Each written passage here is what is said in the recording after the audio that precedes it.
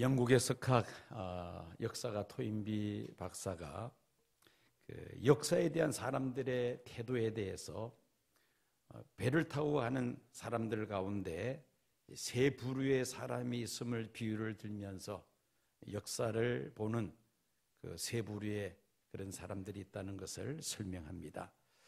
자, 한 배를 타고 가는데 세 부류의 사람이 있다는 겁니다. 첫 번째는 어떤 사람이냐? 배가 어디로 가는지에 대해서는 아무런 관심이 없습니다. 맛있는 거 주면은 먹고 또 편안한 잠자리에 있으면은 잠을 자고 그리고 즐기는 것에만 관심을 두고 있는 사람입니다. 그저 먹을 것이 많으면은 그저 즐겁기만 하겠죠. 편히 쉴 만한 장소를 주면은 불평불만할 것이 전혀 없는 사람입니다. 그러다가 만일 자기들의 그 요구가 그 배 안에서 이루어지지 아니하면은 그때는 불평과 불만을 쏟아냅니다. 소위 말하는 쾌락주의자다, 그렇게 볼 수 있겠죠. 둘째는 역시 이 배가 어디로 가는지에 대해서는 관심이 없는 사람입니다. 그래서 주변 이 경치, 경관에만 관심이 있습니다. 아름다운 산과 공중에 나는 새들, 이런 것들이 있으면 그저 마냥 기분이 좋기만 합니다.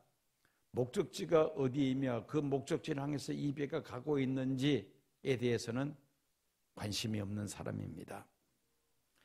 주변 경관만 좋으면은 그저 불평과 불만 없이 늘 행복하게 사는 사람입니다. 이런 사람들은 관광객 또는 구경꾼, 역사에 대한 구경꾼이라고 말할 수 있겠죠.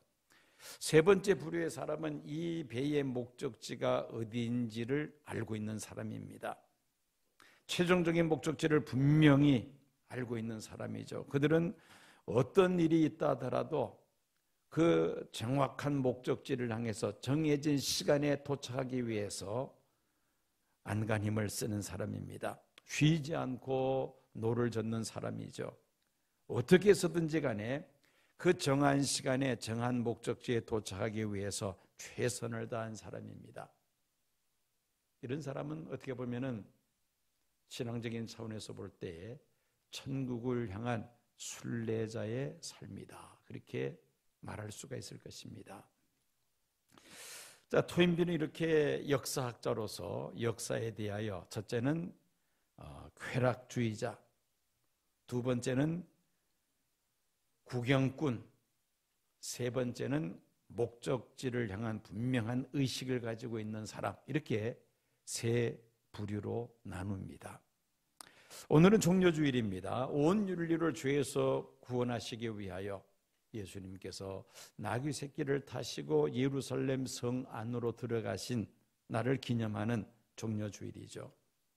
나귀 새끼를 타시고 예루살렘에 입성하시는 예수님을 향하여 많은 무리들이 종려나무 가지를 흔들면서 외칩니다. 호산나 다윗의 자손이여 찬송하리로다. 주의 이름으로 오시는 이여 가장 높은 곳에서 호산나 외치면서 예수님을 맞이한 무리들입니다. 호산나라는 말은 원래 하나님을 향하여 제발 도와주세요, 구해주세요 라는 그런 뜻을 가진 말입니다. 그런데 예수님 시대에 와서는 다윗의 후손과 같이 지체가 높은 사람을 환호할 때에 이 호산나라는 말을 사용했다고 합니다. 또 아니면은 복을 빌 때에 감탄사로서 이 호산나라는 말을 사용했다고 합니다. 그러므로 예수님을 향하여 호산나라고 외친 것은 예수님을 다윗의 자손으로 맞이할 뿐만 아니라 예수님께 구원해달라, 축복해달라고 그렇게 간청하는 감탄사로 우리가 해석할 수가 있습니다. 자, 역사가 토인비의 그 비유를 그대로 적용을 한다면은 예수님께서 예루살렘 성 안으로 나귀 새끼를 타시고 입성하실 때에 호산나라고 외친 사람 세 그룹으로 나눌 수가 있습니다. 첫 번째는 예수님이 행하시는 수많은 이적과 기사를 보고는 예수님은 그들의 경제적인 문제, 그들이 원하고 있는 그 요구를 충족시킬 수 있는 분이라고 생각하고 호산나라고 외친 군중들을 생각해 볼 수가 있습니다. 둘째는 메시아 되시는 예수님만 따라가면은 메시아 왕국에서 높은 자리를 차지하게 될 것을 생각하고 서로 높은 자리에 앉으려고 했던 예수님의 제자들과 같은 부류의 사람들. 그리고 셋째는 온 인류의 죄를 해결하시기 위하여 십자가를 지시기 위해서 나귀 새끼를 타시고 예루살렘 성 안으로 들어가시는 예수님. 이렇게 크게 세 그룹으로 생각해 볼 수가 있습니다. 중동에서 가장 싫어하는 욕 가운데 하나가 나귀 새끼 같은 놈이라는 그러한 욕이 있다고 합니다. 남루하고 보잘것없는 사람들을 비난할 때에 이런 말을 쓴다고 합니다. 나귀 새끼 같은 놈이라는 말입니다. 예수님께서 예루살렘 성에 입성하실 때에 힘이 세고 아주 근육질이 발달한 그런 말을 타고 들어오신 것이 아니라 초라하고 볼품이 없는 나귀 새끼를 타시고 예루살렘에 들어가신 그 이유가 무엇입니까? 여러분들이 잘 아시는 대로 첫째는 구약 예언의 말씀을 이루시기 위함이었습니다. 스가랴서 9장 9절 말씀입니다. 시온에 따라 크게 기뻐할지어다. 예루살렘에 따라 즐거이 부를지어다. 보라, 내 왕이 내게 임하시나니 그는 공의로우시며 구원을 베푸시며 겸손하여서 나귀를 타시나니 나귀의 작은 것 곧 나귀 새끼니라. 온 인류를 구원하시기 위하여 세상에 오신 예수님은 자신의 신념, 자신의 주장, 자신의 고집을 내세우지 아니하시고 스가랴 선지자가 예언한 그 말씀을 앞세우셨습니다. 구약 성경에 기록된 그 메시아와 관련된 그 말씀 그대로 예수님은 실천에 옮기셨다는 것입니다. 즉 말씀대로 사신 분이었습니다. 요한복음 6장 38절입니다. 내가 하늘에서 내려온 것은 내 뜻을 행하려 함이 아니라 나를 보내신 이의 뜻을 행하려 함이라고 예수님이 말씀하셨습니다. 예수님은 스가랴 선지자가 예언한 말씀을 그대로 이루시기 위해서 볼품이 없고 초라한 나귀 새끼를 타시고 예루살렘 성 안으로 들어가셨던 것입니다.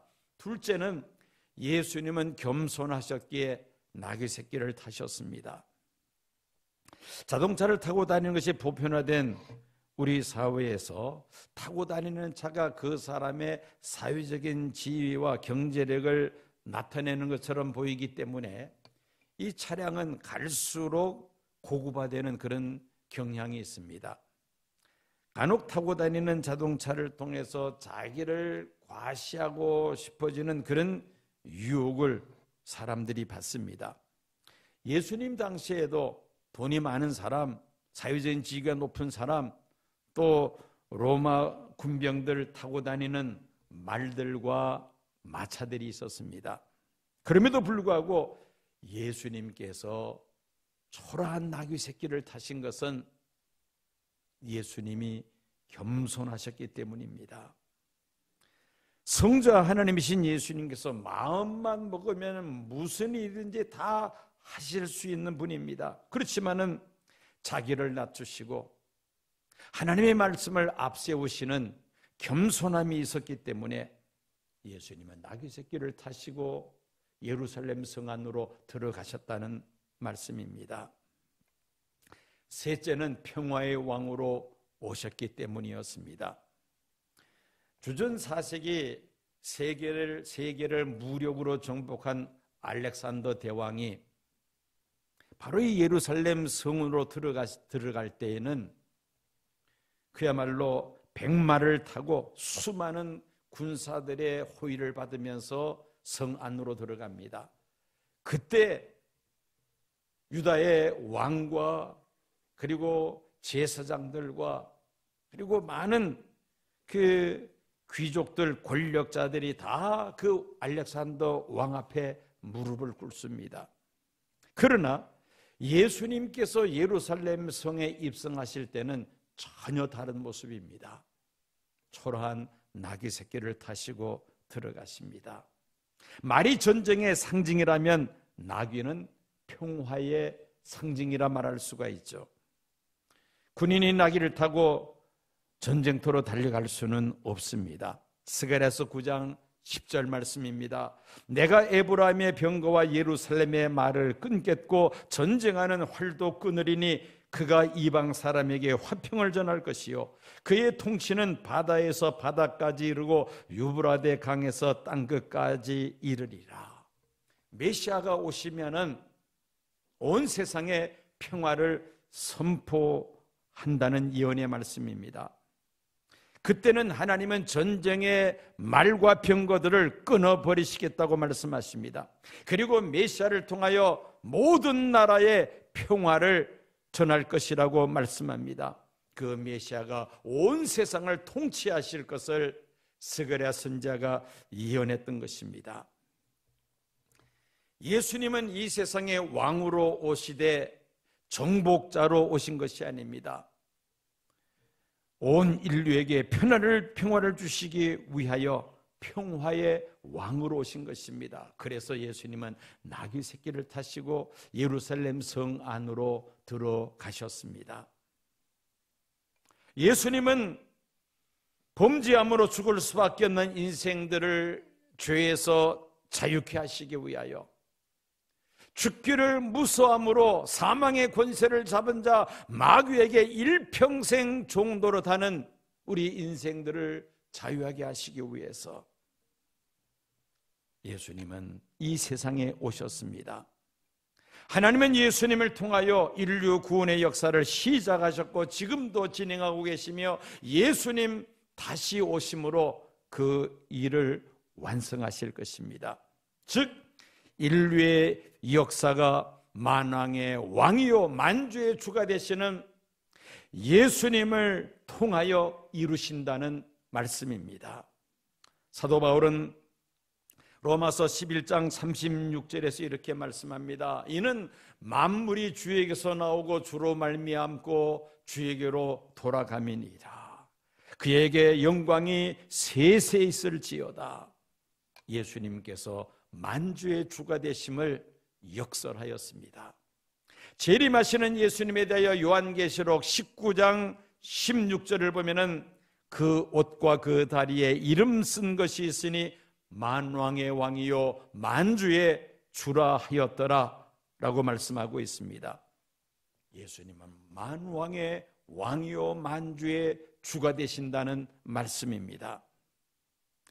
인류의 역사가 시대마다 걸출한 영웅 호걸들에 의해서 좌우되는 것처럼 그렇게 보입니다마는 사실은 만왕의 왕이시요 만주의 주가 되시는 예수님께서 통치하시는 줄로 믿습니다. 그러므로 우리 앞에 어떤 일이 전개된다 할지라도 하나님을 믿는 성도들은 두려워하거나 불안해하지 않습니다. 인류의 역사가 사람의 손에 달려있는 것이 아니라 우리 주님 예수님 손에 달려있음을 우리는 믿기 때문인 것입니다. 대한민국은 보이는 것만 가지고 판단을 한다면 모든 면에 있어서 미래가 불확실하고 불안한 나라입니다. 특별히 우리나라의 정치인들을 보면은 늘 불안하게만 하죠. 정치인들이 국가와 국민을 위하기보다는 당략을 쫓으며 부정과 부패와 온갖 탈법과 편법을 사용하고 자기 배를 채우며 자기 식구들을 챙기기에 급급합니다. 상대적으로 정적과 상대방 정당을 향해서는 온갖 비방과 곤모술수로 짓밟고 올라서려는 모습을 보면서 국민들은 국가의 미래를 향한 희망은커녕 늘 실망과 불안감을 갖습니다. 국민들은 극도의 피로감을 갖고 있습니다. 그 여파는 가정과 교회 공동체에도 그대로 영향을 미치고 있습니다. 가장 가까운 곳에 있는 북한은 또 어떻습니까? 소수의 독재 권력을 위해서 지상에서 가장 인권이 말살되고 있는 나라, 세계에서 기독교가 가장 핍박을 받는 그런 악명 높은 나라가 되고 말았습니다. 국민들은 굶주려 죽어가고 있는데 독재 권력을 유지하기 위하여 엄청난 돈을 들여서 핵무기 개발에만 관심을 갖고 있습니다. 그리고는 대한민국을 위시하여 주변 나라들을 위협하고 있습니다. 더 한심한 것은 이런 북한을 두둔하고 추종하면서 나라의 근간을 흔드는 친북 세력이 국내에서 백주의 대로에서 시위하며 나라를 혼란스럽게 하고 있으니 우리 국가의 미래는 정말 암담하기만 합니다. 세계로 한번 눈을 돌려봅시다. 무한 경쟁의 세상에서 강대국들은 자기 세력을 확장해 나가면서 자국의 이익을 위해서는 총성 없는 무역 전쟁에 지금 진행되고 있습니다. 이 대한민국은 강대국들의 틈바구니에서 사면초가 같은 이런 환경 속에서 망해도 벌써 망했어야 할 그런 나라가 아닙니까? 그동안 우리나라에 얼마나 위기 상황이 많았습니까? 6.25 전쟁, 4.19 의거, 5.16 혁명, 12.12 사태, 또 전두환에 의한 쿠데타, IMF 등등 얼마나 위기들이 많았습니까? 적과 통일을 포기하지 않고 호시탐탐 기회를 노리는 북한 정권에 여러 번 기회가 있었습니다마는 하나님께서 막아주신 줄로 믿습니다. 전적인 하나님의 은혜라는 말씀입니다. 대한민국은 그 6.25 전쟁의 잿더미를 딛고 일어서서 현재 금년 세계 국력 6위의 나라로 우뚝 섰습니다. 경제 대국으로 세계 속에서 지금 자리를 잡고 있습니다. 선교 대국으로 3만 명의 선교사들을 지구촌 구석구석에 파송한 그런 나라 아닙니까? 망할 수밖에 없는 나라가 이렇게 된 것은 전적인 하나님의 은혜인 줄로 믿습니다. 성도들이 나라를 위하여 끊임없이 하나님 앞에 눈물로 기도하는 이 기도의 줄이 끊어지지 않는 한 하나님은 결코 이 대한민국을 포기하게 하거나 버리지 아니하실 줄로 믿습니다. 사람이 이 나라를 주관한다고 생각한다면 이 나라는 희망이 없습니다. 불안에서 벗어날 수 없다는 겁니다. 정권이 바뀔 때마다 우리는 불안해하고 두려워할 수밖에 없습니다. 그러나 만왕의 왕이 되시며 만주의 주가 되시는 예수님께서 이 나라를 지켜주신다면 우리는 두려워할 것이 없는 줄로 믿습니다. 그러므로 우리는 예수님을 왕으로 모시고 또 예수님을 섬겨야 할 줄로 믿습니다. 아마도 이 세상의 짐승들 가운데서 가장 큰 영광을 얻은 짐승이 있다면은 바로 2000년 전 종려주일에 첫 번째 종려주일이겠죠. 예수님을 등에 모시고 예루살렘 성 안에 들어간 바로 이 본문에 등장하는 낙타 새끼가 아닐까 생각해 봅니다. 자, 그런데 이 나귀 새끼가 종려주일을 마치고 이제 밤에 잠을 자고 아침에 깨어났습니다. 마음 한가운데 뿌듯한 그런 자부심을 가지고 일어났습니다. 그리고 마을 안으로 이 나귀 새끼가 혼자서 걸어 들어갑니다. 우물을 보니까 우물 곁에 많은 사람들이 모여 있습니다.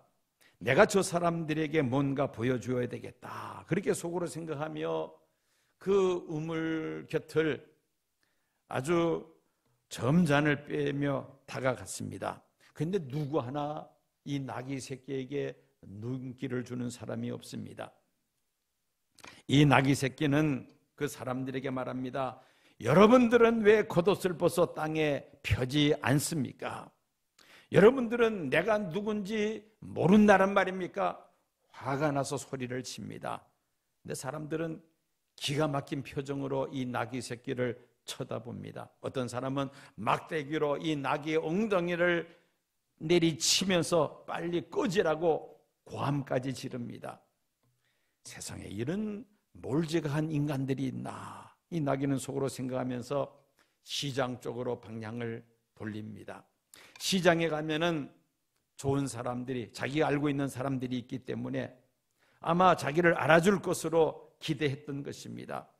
그런데 시장 쪽에 가서도 역시 반응은 마찬가지입니다.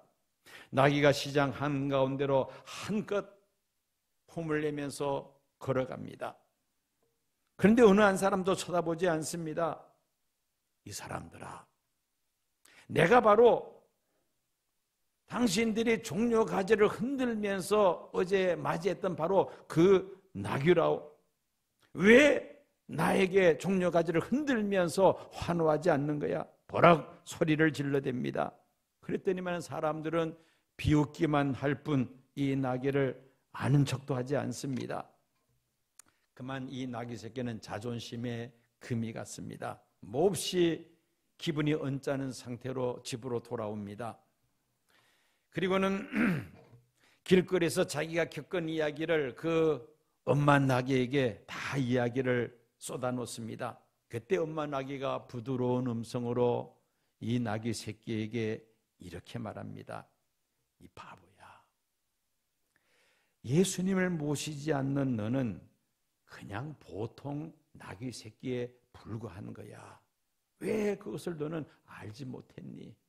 라고 타일렀다고 합니다.